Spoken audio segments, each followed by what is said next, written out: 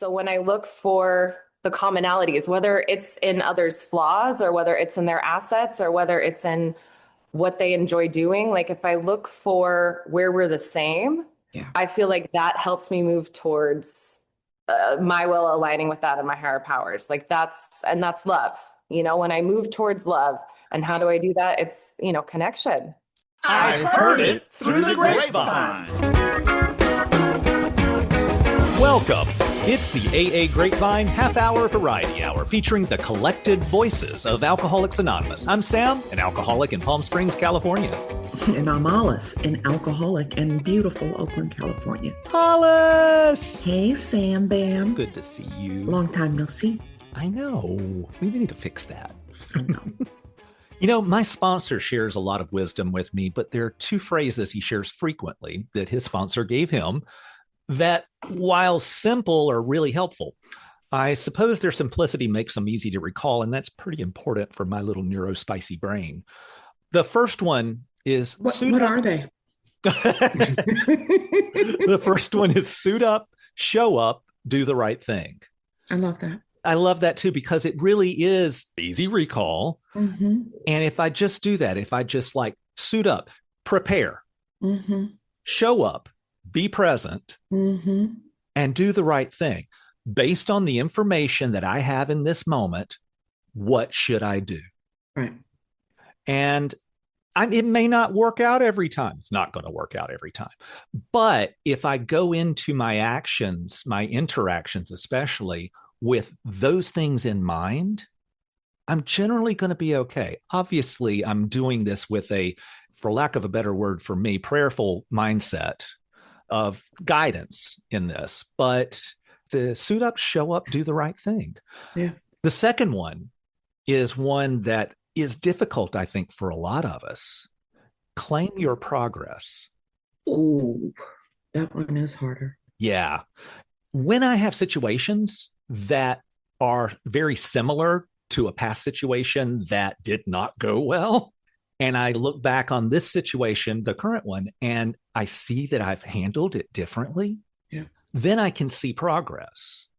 But those situations are not always, something that happens. I mean, I've got enough of those that happen that's fantastic that I can see it. But I kind of need other people to show me my progress too. Yeah. And I think that's one of the best reasons for me to be willing to talk with my sponsor about anything, everything, and nothing. Because with the information he gets, he can point out to me things that I can't see. In the second appendices, spiritual experience, it talks about this. It says that often the people around the newcomer or any of us can see our progress way before we can. Yeah. And I think it's because I have this vision of what it ought to be like. And when it's not that, then I negate how much better it is than it was. Oh, yeah. I really love these. When I think about the sort of pearls of wisdom, the two that jump out for me are you're standing in all the blessings. There's a woman, Sydney R. out of LA that I called and did a 10-step with. And she pointed out that I was standing in all the blessings. And It's so hard to remember that, right? Like I'm alive, I'm sober, I'm relatively sane, I'm relatively healthy. I mean, I've got this incredible life and I'm standing in it. And then I don't see that. And I'm focusing on how it's not the way that I want it to be, how somebody else behaved. And so I really remind myself that I'm standing in all the blessings. That's a big one for me.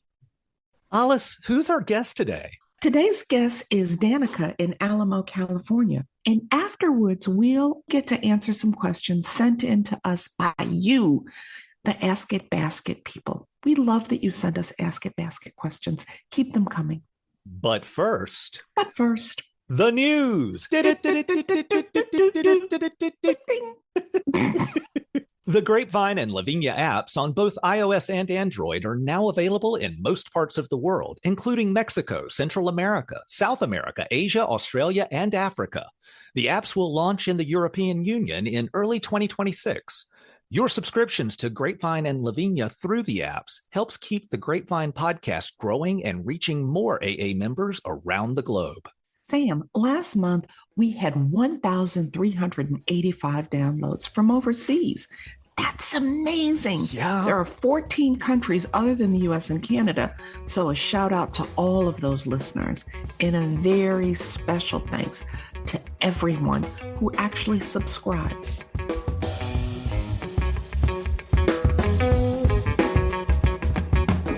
No matter what, dealing with adversity and sobriety is a Grapevine book full of powerful stories of AA members about using the tools in the fellowship to get through the tough times in sobriety. It includes helpful stories about illness, divorce, financial loss, death of a child or sponsor, house fires, and more. Great for members going through difficult times. Find it under Books in the Grapevine store, online, or in the app.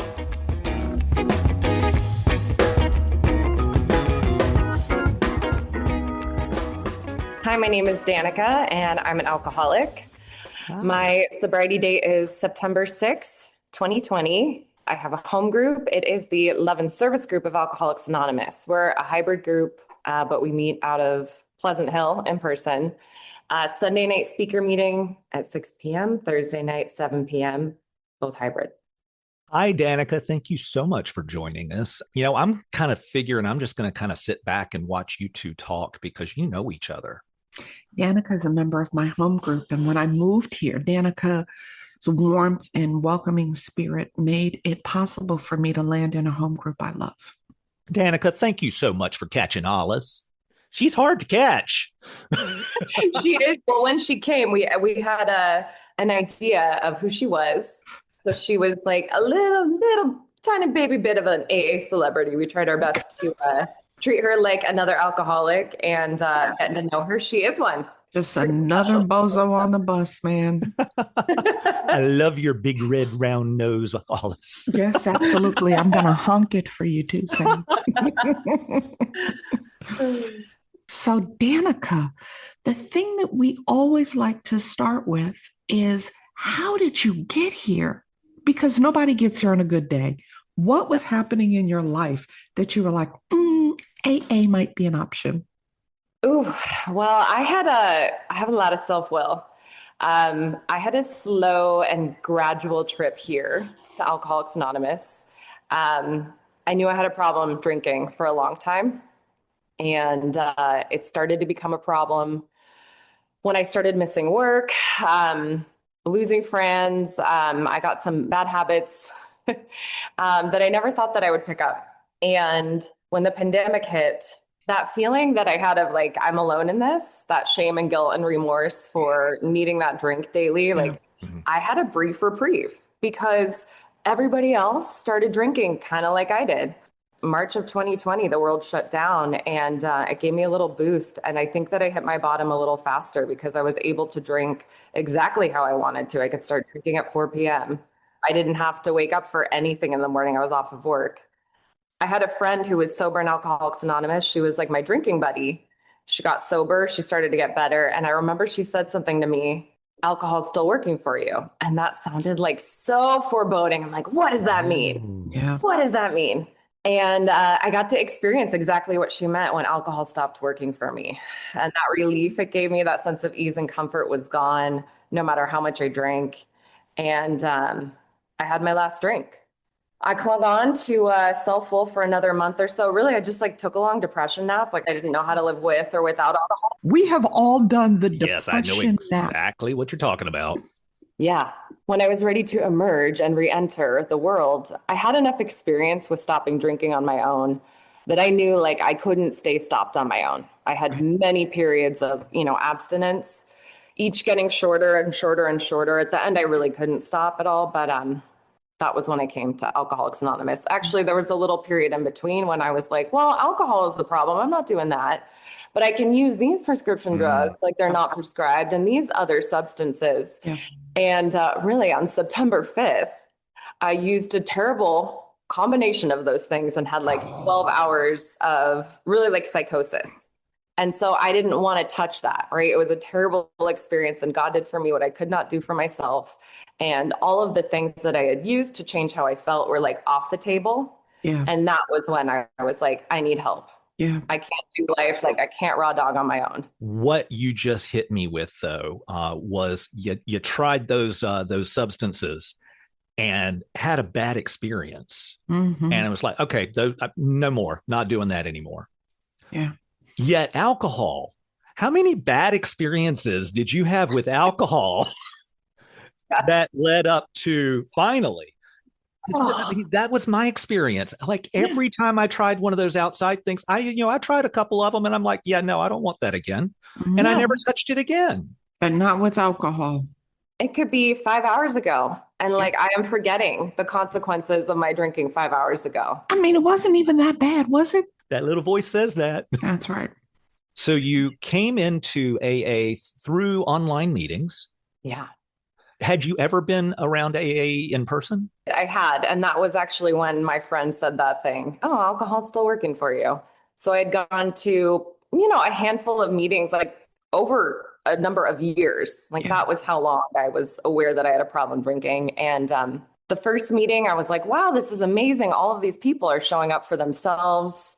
That's great for you guys. I don't really need that. I can stay stopped on my own. Hmm. I'm just visiting. I grew up with good parents, good morals. I can do this on my own. What was your experience of doing an online meeting? Were there some pluses, some minuses? Um, at the time, like I was so, I don't know, like that newcomer fog that it never really occurred to me to compare one to the other. Nice. I will say what I was told about me on my first, online meeting was that I couldn't sit still and I was like up and down and up and down and pacing across the room and sitting on top of the couch and sitting on the ground. And so I guess in that way, it was helpful for me to be able to get my newcomer jitters out, Yeah. in a comfortable setting. Did you go to online meetings that had local people in them? Yes. Yeah. Actually, I really established my whole fellowship that I have today, like a lot of it online when I first got sober. Wow. So I met my sponsor on that meeting. My friend called her up and said, hey, will you sponsor Danica? Because I was too scared to. And she's still my sponsor today. Oh, wonderful. That's such a beautiful experience because many people go to online meetings and then they never meet those people in person, or when they do, it's a real celebration. They're like, oh my God, you're outside the box. Yes. So for you, you got to do that. You're really active in the home group. And so I want to ask you about what service has done for you. Like, why do you do service? Ooh, oh my gosh, how much time do you have? I love service.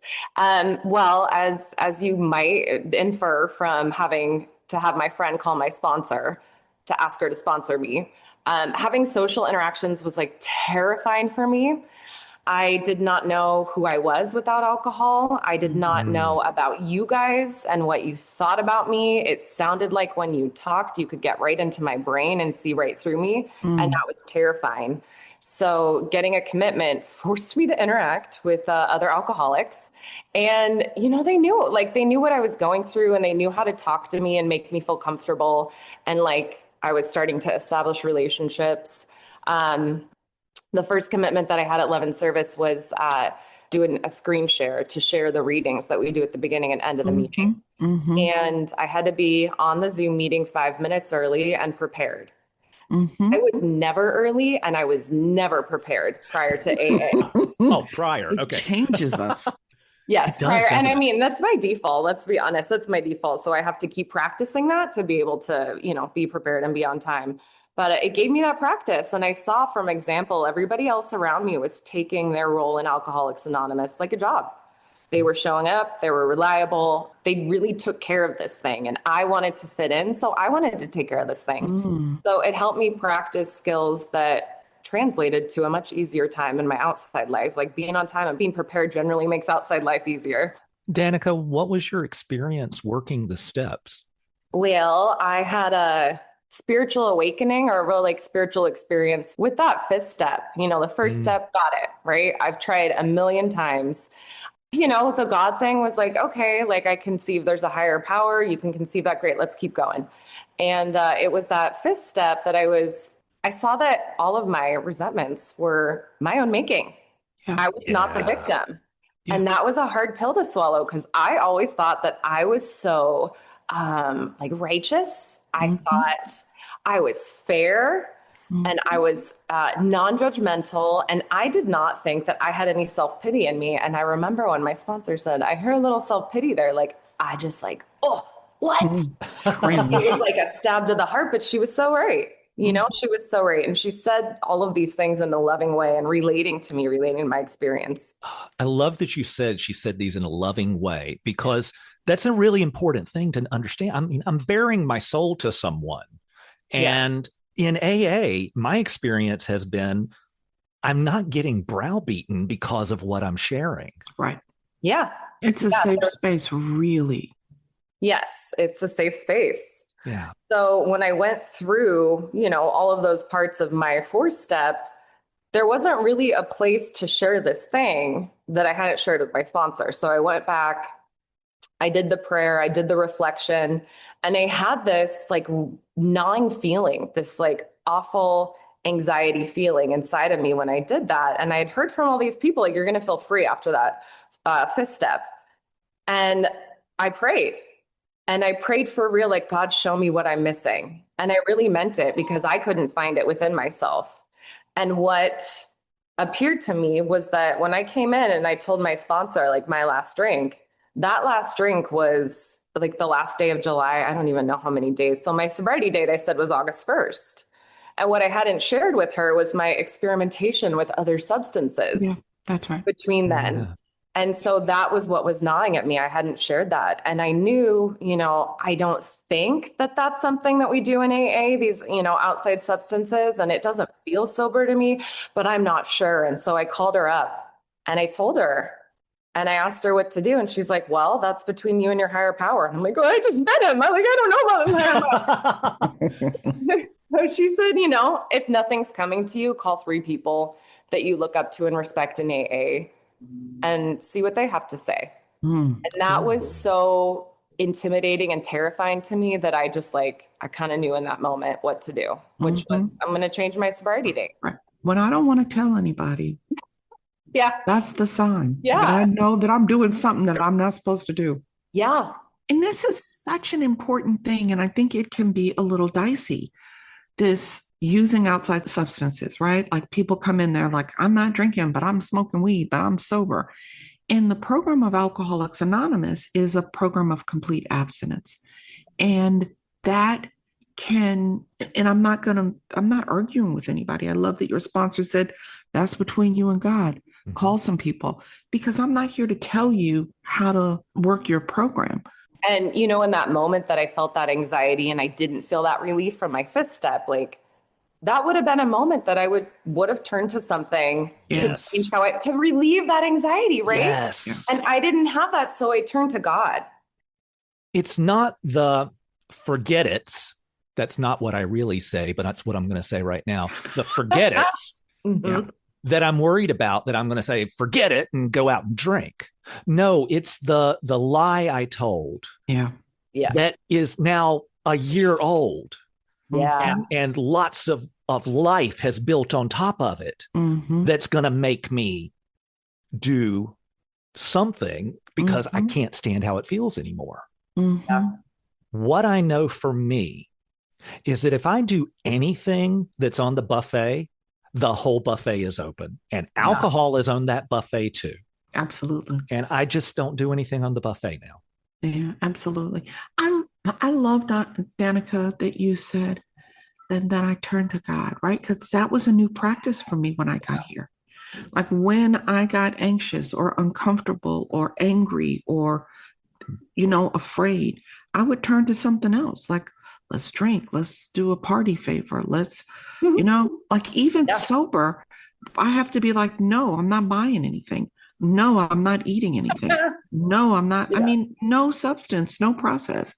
In this practice that we get to have, it sounds to new people who haven't had the experience silly, right? The book calls it the flimsy reed, right? Like here I'm drowning and there's a flimsy reed. And we learn that turn into the power we believe in is incredibly powerful. It's such a big deal for us that the whole chapter, We Agnostic, is about helping people unpack the prejudice that we have about believing in a power greater than ourselves. Danica, you are a fantastic human. I wish we could keep this part of the conversation going, but we can't because it's time for a newcomer ask. I love a newcomer ask, Sam. yeah. What do we have today? We received this newcomer question for the Ask It Basket. She writes, what does it mean to find a sponsor? How am I supposed to look for a sponsor? What questions do I ask? There's an entire pamphlet that we have on sponsorship. Yes. Which we're rewriting. Thank you. But sponsorship really means different things to different people. But generally speaking, I think it means that you find someone who you're attracted to, that they're living a life that you aspire to. And you ask them, how did they get that life? And they use primarily the book, but they use the principles in Alcoholics Anonymous to help you build a life that you dream of. What do you think it is? How do you answer this question? I'll jump in on that one, and then you follow up, Danica. So for me, I actually had the sponsorship service position in sponsorship coordinator service position in my home group for a while. And I got it distilled down to one quick phrase, and that is a sponsor is someone who has worked the steps of Alcoholics Anonymous who helps you work the steps of Alcoholics Anonymous. I love that. Danica, what is a sponsor? A sponsor is someone who's worked the 12 steps of Alcoholics Anonymous, who can take me through the steps of Alcoholics Anonymous and share the program. I say look for somebody that's active in Alcoholics Anonymous that seems to be enjoying it. Mm-hmm. You know, that's a great start. If you are dealing with something specific in your life, like, great. If you see somebody that has that experience or has had it, that's also great, but it doesn't have to be like that. There's plenty of members in Alcoholics Anonymous that will share an experience with you, that are happy to help you, that don't have to be your sponsor. But my advice is like, just find one and start. Just go. Just start doing it, because you're going to feel better a lot faster if you do. Just go. Yeah. Here's the thing for me. When someone approaches me about sponsorship, I ask them to give me a call the next day and let's get coffee. So let's set aside a time from this moment right now to sit down and get to know each other a minute. I now ask people, what is it that you're looking for? What are you looking for? What has happened in your prior sponsorship relationships? And I often ask people, is there a place in your life right now that you feel stuck? Like, where are you it's struggling? So that I understand what their needs are. Sometimes I'm not the best person for them. And this isn't for me about, well, everybody that knows me knows my favorite number of sponsees is zero. We all know, right? So it's not about me having a bunch of sponsees. It's about me being a good fit and me determining, do I really think, God, do I really think I can be helpful to this person? Folks, we need you to call or write in with your Ask It Basket questions. Do you have an AA history or tradition question? What about questions you had about staying sober when you first arrived, or questions newcomers have asked you? That number is 212-870-3418. Since we're audio, we'd love to hear your voice. Or you can write us at podcast@aagrapevine.org with AA questions and newcomer questions. Do it today. Do it right now. We also got listener feedback. We received this email from Emily L. in beautiful California. Hi. First, have to say, I love the podcast. And when I call my sponsor on Mondays, I always open the call with Happy Podcast Day and share a little bit about this week's podcast. I love that. Smiley face emoji. Yes. In season 9, episode 17, Sam talked about the attitude of take what you need and leave the rest when it comes to staying open-minded to religious texts like our book talks about. I wanted to share the way I've recently heard that expression shared by group members at regular meetings. Take what you need and file the rest away for later. When I first heard it, I appreciated the difference in not just tossing away anything that I thought didn't suit me at the time, but just filing it away for later so it could come back to the forefront of my mind when and if I needed it in the future. And that's often what happens for me. Thanks again for all the work you do. Yours in service, Emily L. Emily. Oh, that's so Hi, good. Emily. I know. I got the chance to meet Emily's sponsor. Did you? And she said, oh my God, when she calls me, she says, Happy Podcast Monday. Thank you for writing in, Emily. Emily, thank you so much. I love how just a simple, minor change to something can completely open it up to being so much more useful. Yeah. Leave the rest doesn't mean it's the trash. Yeah, I was thinking about how those, whatever is the rest and leaving the rest, like it will find its way back if it's useful. I'll hear it, from somebody at the podium, or I'll read it, or I'll hear it on the podcast. Like it will find me, and that spiritual cup, the spiritual toolkit, it continues to grow. We've got some fan mail from Lana W. in Barnes Lake, British Columbia. Lana writes, Hi there, Sam, Don, and Alice. Forgive me if I spelt it wrong. Olis. I just wanted to tell you all that I really enjoy the podcast. I liked the boiled owl first, though. I'm so sorry I missed you at the AA International Convention in Vancouver, but I did meet a nice man named Jerry there, so it was still a win. Shout out to all the Jerrys that went to the International Convention. I love that. Sounds like a love connection, maybe. I really regret not being caught up on all the podcasts prior to the event. I listened to them all on a road trip at the end of August and spent a lot of time kicking myself for missing some great things you did in Vancouver. Not to worry, I'm saving for St. Louis in 2030 and will be better prepared. Thank you for yourselves. You guys are amazing and have kept me sober one day longer. XOXO, Lana W. Lana, thank you so much. Lana, I'm sorry if I'm butchering your name. I'm trying to get both pronunciations in there just in case. I love that you were in Vancouver, and although we didn't get a chance to meet you in person, we now have something to look forward to. We have St. Louis in 2030. Danica, thank you so much for joining us today. It's been a lot of fun sitting here and just laughing and talking recovery. Thank you so much for having me. This was a lot of fun.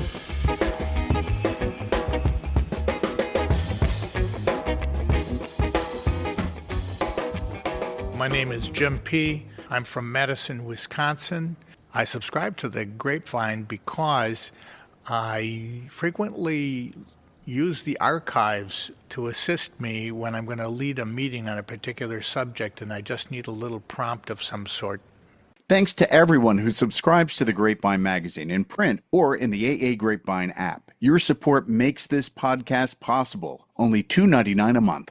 $3 a month? Come on.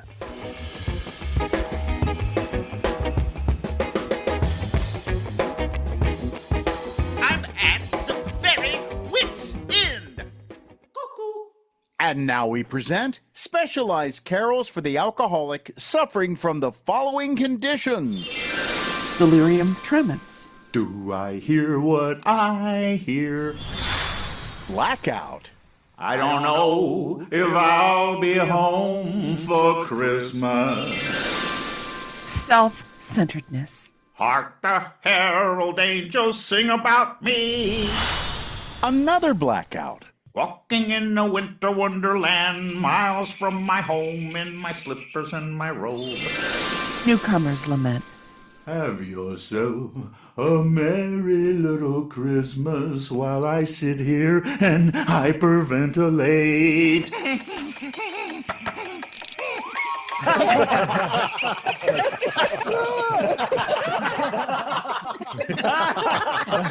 It's really not that funny.